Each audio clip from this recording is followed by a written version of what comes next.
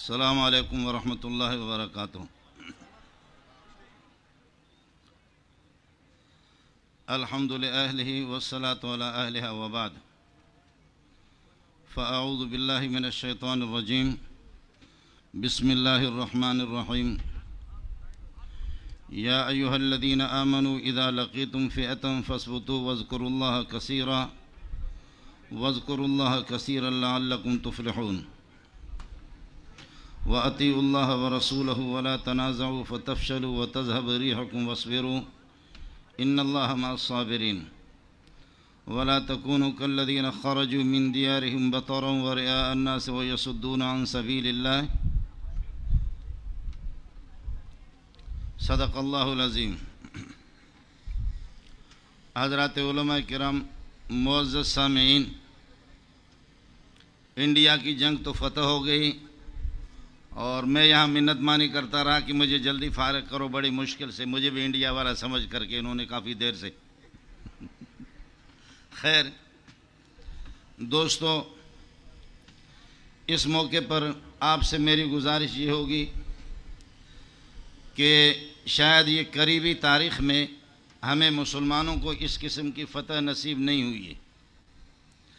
آج صرف پاکستان نہیں بلکہ پاکستان سے باہر بلاد عرب کے اندر جہاں جہاں بھی مسلمان بس رہے، چاہے وہ عرب ہوں یا عجم ہوں، وہ خوشیاں منا رہے ہیں اور خوشیاں منانی بھی چاہیے۔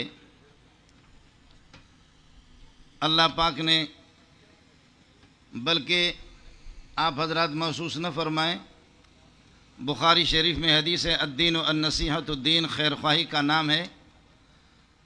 پاکستانی فوج کے بارے میں گلی کوچوں میں اور عوام میں کچھ مثبت رائے نہیں تھی، اور شاید یہ نام نہاد جمہوری حکومتوں نے اس پاک فوج کے تقدس کو بھی خاک میں ملا دیا تھا۔ نام نہاد جمہوری حکومتوں نے جو پاک فوج کا جو مقام تھا اس کو انہوں نے خاک میں ملا دیا تھا۔ مجھے وہ دن بھی یاد ہے، میں بھی ابھی 60 سال سے زائد میری عمر ہے، کہ اگر کسی بھی علاقے کے اندر اگر کوئی ایک فوجی کھڑا ہوتا تھا، بخدا ہماری مائیں اور بہنیں اور بیٹیاں اور بوڑھے اور نوجوان، یہ حضرات اپنے مہارت کی وجہ سے کامیاب ہو گئے۔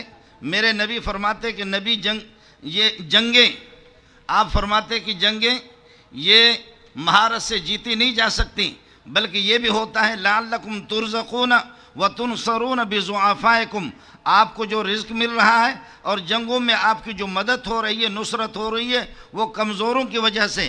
اور بوڑھے اور مساکین، آج مائیں اور بہنیں اور بیٹیاں، مائیں اور بہنیں بیٹیاں، بوڑھے، تہجد گزار، اشراق اور اوابین کے پابندی کرنے والے، آپ کے اس محنت سے بڑھ کر کے ان کی دعائیں آپ کے ساتھ زیادہ ہے۔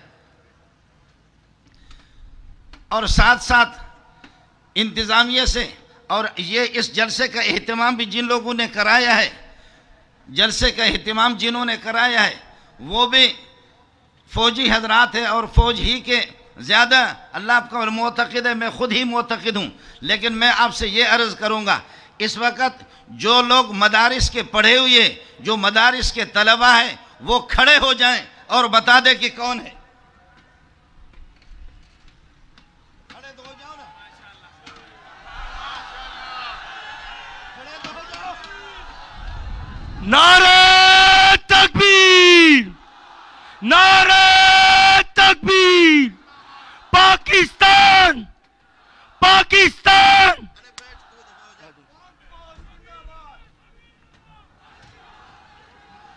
اب بتاؤ کہ آپ کے ساتھ مولوی ہے یا نہیں ہے؟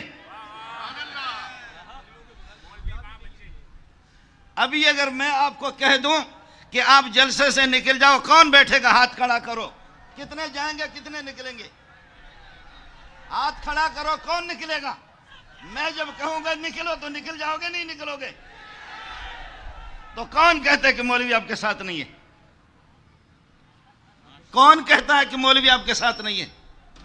آپ نے مولوی کو نظر انداز کیا۔ اس جلسے کو کامیاب کرنے والے میرے جیسے نالائق لوگ ہیں۔ جی ہاں، میں عرض کر رہا ہوں کہ ابھی اگر میں اشارہ کر دوں تو پھر اس کے بعد آپ جنات سے خطاب کریں. ابھی اگر اشارہ کریں تو پھر جنات سے اور بھوتوں سے آپ خطاب کریں. اس لیے ہم راتوں کو اٹھ کر کے آپ کے لیے دعائیں بھی کرتے ہیں. ہمیں یہ معلوم ہے ہندوستان کے اندر کوئی چھوٹی سی مسجد کی بنیاد بھی نہیں رکھ سکتا، چھوٹا سا مکتبہ، چھوٹا سا مدرسہ اس کی بنیاد نہیں رکھ سکتا.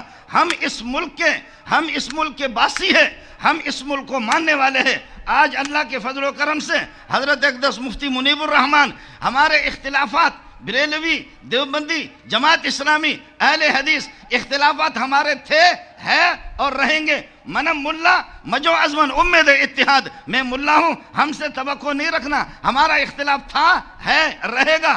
گھروں میں اختلاف ہوتا ہے، ماں اور باپ دونوں کی لڑائی ہوتی ہے، بہنوں کے آپس میں، بھائیوں کے ساتھ اختلاف، بھائیوں کا آپس میں اختلاف. لیکن باہر کا کوئی چور اور ڈاکو ہوتا ہے، یہ سارے کے سارے غیرت کا مظاہرہ کر کے پہلے اس کی سر کو بھی کر لیتے ہیں. ہمارا اختلاف تھا، ہے، رہے گا چھوٹی موٹی باتوں میں. لیکن یہ ممتا کے اور گائے کے پیشاب پینے والے آپ کو کیسے جرأت ہوگی؟ تیرے جیسے بغیرت کو جہنم میں پہنچا دیں گے انشاءاللہ.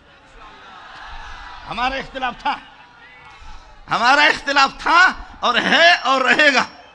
لیکن آپ کو کیسے جرأت ہو گئی؟ آپ کو یہ پتا نہیں ہے کہ جس ممتا کے گوبر آپ کھا رہے، جس ممتا جس گائے کے جس کے آپ یہ ہے کہ پیشاب پی رہے، آپ کو پتا نہیں یہ پاکستان والے یہ تو بیل کو لے کر اس کے ساتھ جفتی کراتے، تو تجھے کیسے ہمت ہو گئی؟